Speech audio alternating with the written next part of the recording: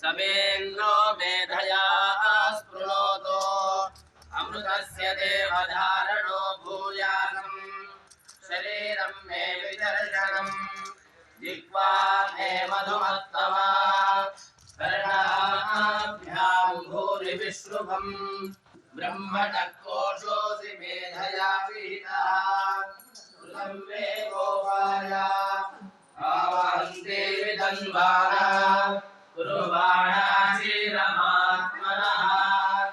वासांसिमवगावश्च अन्नपाने च सर्वदा ततो मे श्रियमावह लोमशां पशुभिः सह स्वाहा आमायन्तु ब्रह्मचारिणः स्वाहा विभूयन्तु ब्रह्मचारिणः स्वाहा नमायन्तु ब्रह्मचारिणः स्वाहा यशोजने सारि स्वाहा श्रेये भगाहं स्वदिव्रजे स्वाहा यथा पप्रपधायन्ति आसाद्धरम् एवं वां ब्रह्मचारिणः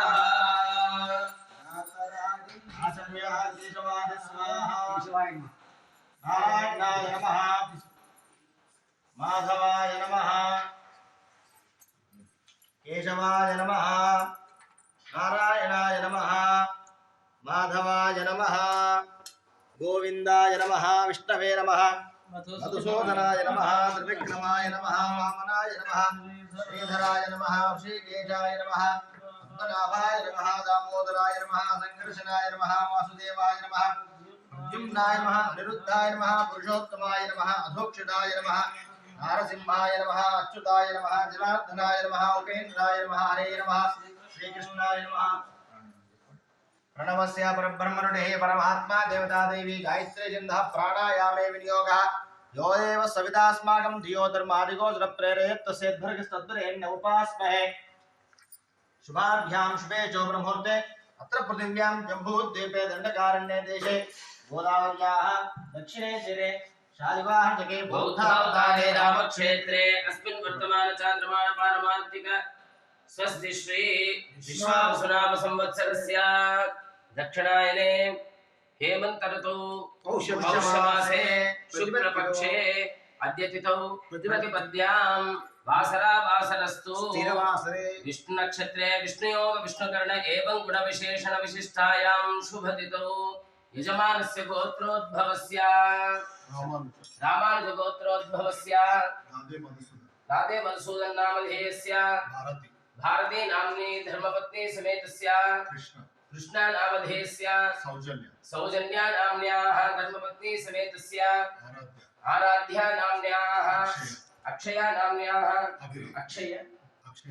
अक्षया नाम्न्याः अभिराम नामधेयस्य सकुटुम्बस्य चपण्ड शिवगोत्रोद्भवस्य रवि नामधेयस्य वसंता नाम्न्याः धीरज नामधेयस्य निशांक नामधेयस्य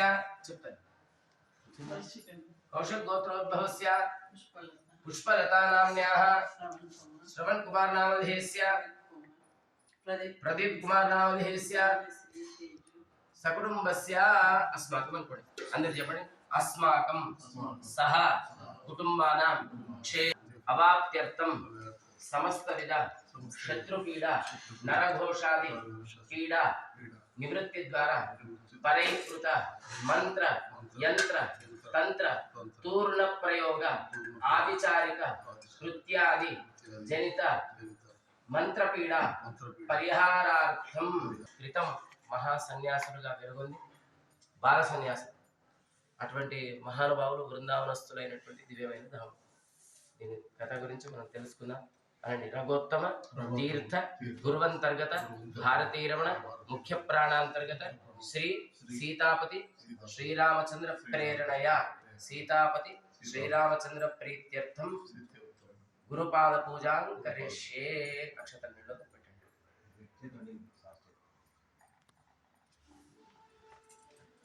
మొదలు వారి గురించి తెలుసుకొని పాదపూజ చేస్తే ఒక సంతృప్తి ఉంటుంది. 5 minutes వాళ్ళ చరిత్ర తెలుసుకోవడానికి ప్రయత్నం చేద్దాం. ఆపాదమౌళి పర్యంతం గురూణాం ఆకృతిం స్మరేత్ తేన విఘ్నాః ప్రణశ్యంతి సిద్ధ్యంతి చ మనోరథాః. శ్రీ సత్యాత్మ సమారంభాం టీకాకృత్పాద మధ్యగాం శ్రీమదాచార్య పర్యంతాం వందే గురు పరంపరాం. శ్రీ సత్యాత్మ తీర్థ గురుభ్యో నమః. శ్రీ రఘోత్తమ తీర్థ గురుభ్యో నమః. గురువుల గులాము అయ్యే వరకు దొరకదయ్య ముక్తి అని చెప్పి మానవ జన్మ యొక్క ప్రధాన ఉద్దేశం ముక్తి పొందడమే. ఇతర ఏ జీవరాశులకు లేనటువంటి జ్ఞాన సంపదను భగవంతుడు మనకు కరుణించాడు.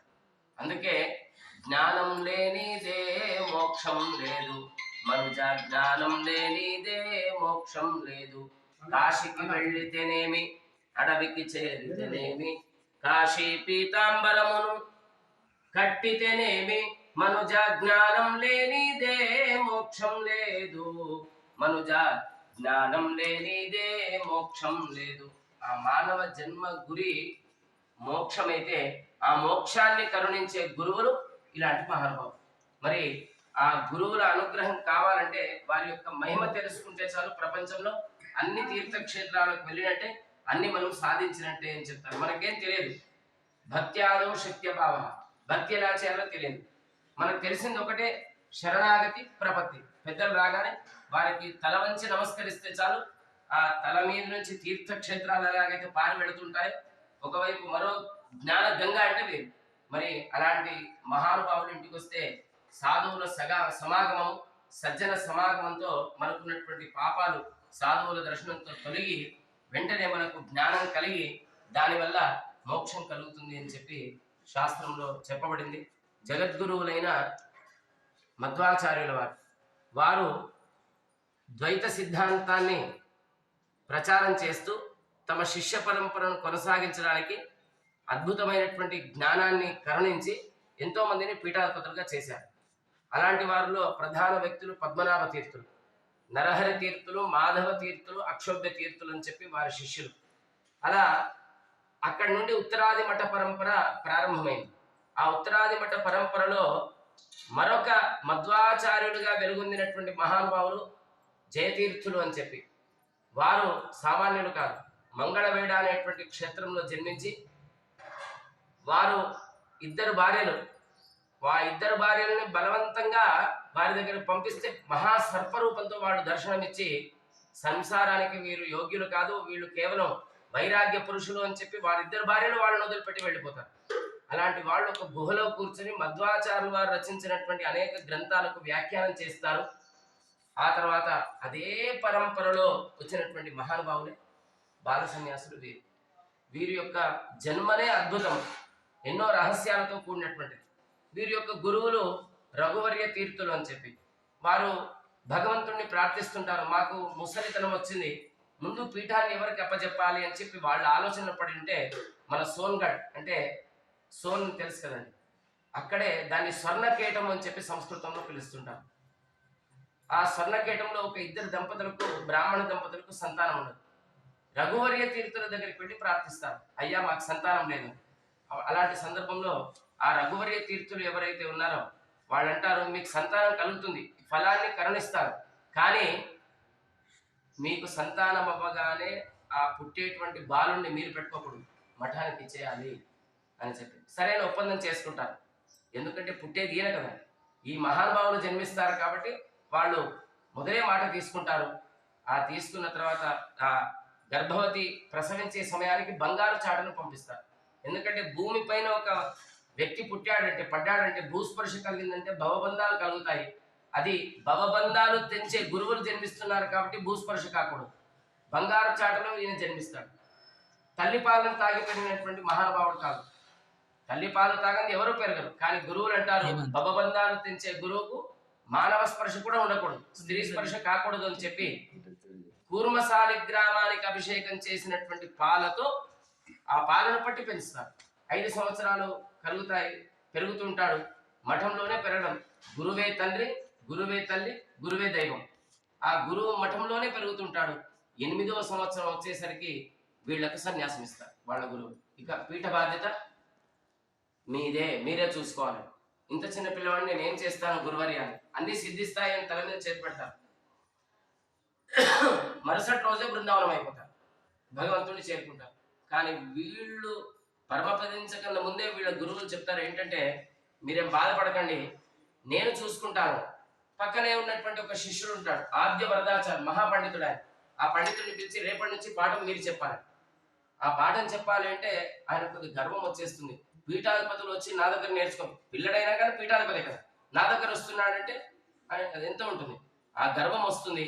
ఆ గర్వం ఆవహించేసరికి మఠానికి వచ్చి గురువులకు పాఠం చెప్పాలి, కానీ ఇంటికి పిలిపించుకుంటాడు. రోజు వీరు వెళ్ళి ఆయన దగ్గర పాఠం నేర్చుకోవడం. ఏకాదశి ఉపవాసం వస్తుంది, ద్వాదశి ఉదయం ఈయన రాకన్నా ఉంది, ఈయన రామదేవుడు మూలరాముడు బ్రహ్మదేవుడు పూజించినటువంటి మూలరామ ప్రతిమల్ని పూజించి, మఠం సంస్థానం చాలా పెద్దది, ఎప్పుడైనా మనం దర్శించుకుందాం స్వామివారు వచ్చినప్పుడు. అలాంటి సందర్భంలో ఈయన వెళ్ళి ఆయన ఇంటికి భిక్షాటనకు వెళ్ళాలి. పూజ ముగించుకొని వెళ్ళేసరికి ఈయన రాకన్నా ముందు ఏం చేస్తాడు, నా దగ్గర నేర్చుకుంటాడు కదా, ఆయన కొరకు నేనెందుకు ఆగాలి అని చెప్పి ఆ భోజనం చేసేస్తుంటాడు. బాధపడి వెంటనే ఇది నాకు జరిగినటువంటి అవమానం కాదు, నా గురు పరంపరకు అవమానం అని చెప్పి ఇంటికి వచ్చి మఠానికి వచ్చేసి ఉపవాసంగా పడుకుంటారు. ఆ సందర్భంలో వాళ్ళ గురువులు, మీరు ఉపవాసం ఉండకండి, రేపటి నుండి మీరు పాఠాలకు వెళ్ళాల్సిన అవసరం కూడా లేదు, మీకే బ్రహ్మజ్ఞానం సిద్ధించింది అని చెప్పి కలలో వచ్చి అనుగ్రహం చేస్తారు. హస్తమును తలపైన పెట్టి అనుగ్రహిస్తారు. మరుసటి రోజు ఉదయం 500 మంది శిష్యులకు వీరే పాఠం చెప్తుంటారు. 8 సంవత్సరాల బాలకుడు. ఆశ్చర్యం కలుగుతుంది. ఇంకా గురువు గారు నా దగ్గర పాఠం రాలేదని చెప్పి ఆయన అజ్ఞానంలో ఉంటాడు. ఇంకెక్కడ గురువు గారు ఆయనే పాఠం చెప్తున్నాడు అని చెప్పేసరికి పరిగెత్తుకొని వస్తే మఠంలో ఒక 500 మంది శిష్యులకు ఈయన పాఠం చెప్తున్నాడు. ఆయనకి ఏది డౌట్ ఉందో, ఏది ఆయనకు చెప్పడానికి రాదో ఆ పాఠాన్ని గురువు గారు చెప్తుంటారు. అప్పుడు కాళ్ళ మీద వచ్చి పడి వేడుకుంటారు. ఇప్పటి వరకు మీ గురువులే మా గురువులు అనుకున్నాం, మీకేదో అజ్ఞానం ఉంది అనుకున్నాం, కానీ ఇక్కడ నుండి మీ గురువులు మాకెలా గురువులో మీరు కూడా మా గురువులే అని చెప్పి భక్తి శ్రద్ధ పూర్వకంగా వాళ్ళు శరణాగతులు అవుతారు. వాళ్ళతో పంచముద్రలు వేయించుకొని సమాశ్రయాలను వేయించుకొని ఉపదేశం స్వీకరిస్తారు. బ్రహ్మరాక్షసుని నిగ్రహించిన మహానుభావులు, అంతేకాకుండా బ్రహ్మహత్యాది దోషాలను తొలగించిన మహానుభావులు. ఇప్పటికీ వీరి బృందావనం చుట్టూ మహిమ ఏంటంటే, ఆవులకు, గేదెలకు, మనుషులకు ఆ ప్రాంతంలో ఏదైనా ఇబ్బంది ఉంటే వైద్యులను సంప్రదించే కన్నా ముందు ఎవరి దగ్గరికి పెడతారు, ఈ బృందావనం దగ్గరికి సేవ చేస్తే చాలు. వాడుకున్నటువంటి రఘోత్తమ తీర్థ శ్రీపాదుల వారు, వీళ్ళ శిష్యులంతా కూడా వీళ్ళు ఉన్నది 32 సంవత్సరాలు. ఊర్ధ్వరేతం విరూపాక్షం అన్నట్టుగా మహావీర్య ధారణ చేసినటువంటి బ్రహ్మచర్య మహానుభావులు, సన్యాసులు. అలాంటి గొప్ప మహానుభావులు ఒక బాధతో ఒక మాట అనుకుంటారు, అందరికీ నా అనుగ్రహం ఉంది, కానీ నా తల్లి పాలన కూడా నేను తాగలేదు కదా, ఆమె అనుగ్రహం నాకు ఉండాలని చెప్పి తమ బృందావనం పైన తల్లి బొమ్మలు వేయించుకుంటారు. అంత మాతృభక్తి గలవాళ్ళు, ప్రపంచంలో మాతృభక్తి చేయాల్సిందే అని చెప్పి ప్రపంచానికి చాటినటువంటి మహానుభావులు, ఆ అనేక మహిమలు చూపించినటువంటి గొప్పవారు మన నిజామాబాద్కి రావడం జరిగింది. ఉద్దేశం ఏంటంటే, కోటి రఘోత్తమ స్తోత్రం, వీరి పేరు రఘోత్తములు. ఆ రఘోత్తముల స్తోత్రాన్ని గురువులు సంకల్పం చేశారు. ఇప్పుడున్న పీఠాధిపతులు మీరు అన్ని విషయాల్లో జయాన్ని మీరు పొందాలనే సద్భావనతో, ప్రేమతో, ఏదో ఆశించి కాదు ఇక్కడ వచ్చింది, మీ పైన ఒక అనుగ్రహ భావన వారికి ఉంది, వాళ్ళ అనుగ్రహం ఉంది, మరి అది కలగాలనే ఉద్దేశంతో ఈ పాదపూజ కార్యక్రమాన్ని ఇక్కడ ఏర్పాటు చేయడం జరిగింది.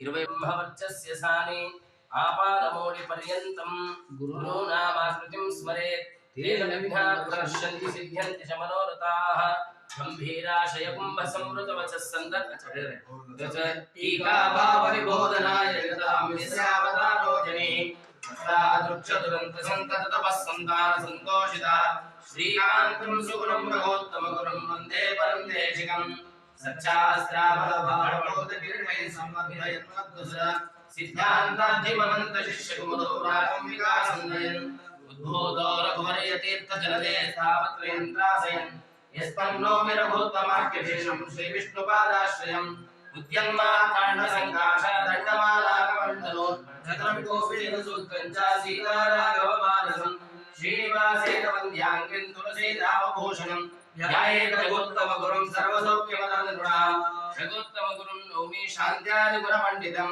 రఘోత్తమ పదద్వంద్వ కంజభృంగాయితాంతరం రఘోత్తమ ప్రసాదాభవే యద్బృందావన పూర్వత పరమతే రాత్రే జగత్పావని యామ్యాయాంతినాకిరే చలదలో కోటిత్రయాధిష్ఠితః కారుణ్యాంతి శివావన ప్రయుతో ఛాయాకృతాదిత్రిణి బృందావన మధ్యగో గురువరో భూయాసన శ్రేయసే నడమత్కామధేవించ భదత్సురతరోపం శ్రీభావబోధకృత్పాద చింతామణిముపాస్మహే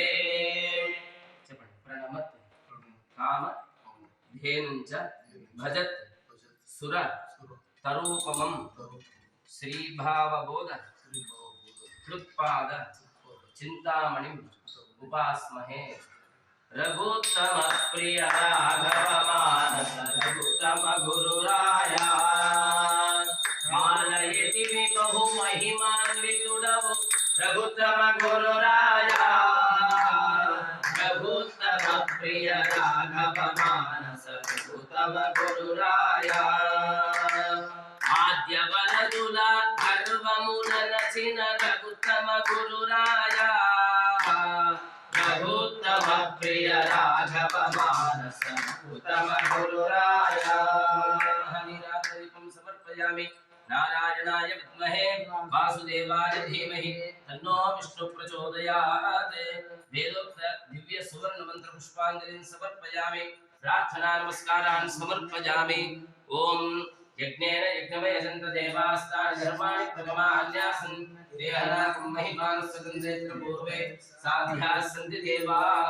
ఒకసారి లేసి आकाशा दण्डमालाकमण्डलं धरङ्गौ वीरसूत्रं च सीताराघवमानसं श्रीनिवासेन वन्द्याग्रिं तुलसीधामभूषणं ध्यायेत् रघुत्तमगुरुं सर्वसौख्यप्रदं यद्बृन्दावन पूर्वतः फलवती रात्रि जगत्पावनी ध्यायां तु विराजिने तत्सष्टमस्तित्रयाधिष्ठिता वारुण्यां दिशि वामन प्रतिकृतो छायाकृता कृष्णि वृंदावन मध्यतो भुवनो भूयासन श्रेयसे। प्रणमत्कामधेनुं च भजत्सुरतरूपमं श्रीभावबोधकृत्पाद चिंत श्रीभावबोध आडवाडु मोकाळपై చదవండి। श्रीभावबोधकृत्पाद चिंतामणिमुपास्महे।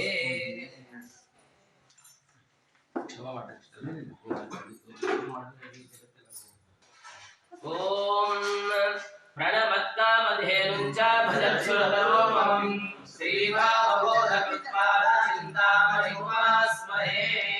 ओम आनन्दो ब्रह्मे दिव्यदानात् आनन्दाद्येव कल्पिमानि भूतानि जायन्ते आनन्देन जातानि जीवन्ते आनन्दं प्रयन्ते विसंविशन्ति।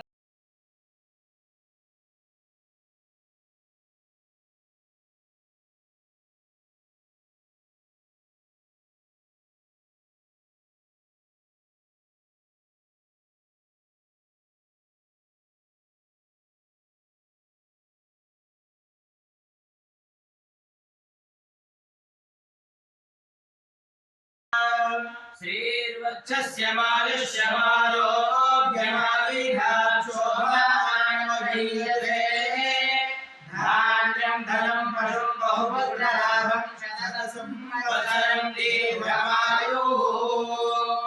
शतशतशतदूरन्मोहयन् भ्रामजान् कडिकडिकडिकाजन्वाजस्फोटयस्व जय जय जय वेगं शाकं सानुबन्धं नारायणसिंहासुर्यवीर्याणि कन्ये विकुचितनकसोरुसद्धितार्थाविसारे नरहरिणुतिमेधां शत्रुसंहारहेतुम् अकृतसकलपापध्वंसिनीं यत्पठेतां भजति दुःखयोगम्।